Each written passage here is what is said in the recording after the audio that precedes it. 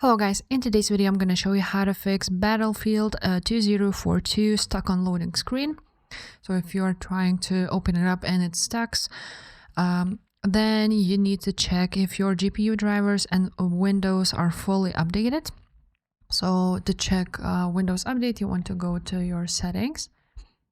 And on settings, you want to go on Windows Update and check for updates. If there's any, make sure you do and update them. To check the GPU drivers, you want to go to Device Manager. On Device Manager, you want to go to Display Adapters, choose your GPU and update the driver. You can scan them automatically, or you can browse your computer for it and let me pick.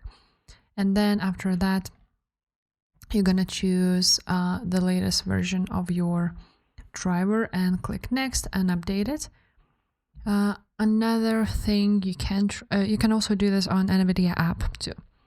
Another thing you can try to do, if that doesn't work, you want to go to View Advanced Settings. Right there, here it is. View Advanced System Settings control panel. You want to open it up. Then you want to choose on Performance Settings and then Advanced, and on Advanced you want to click Change.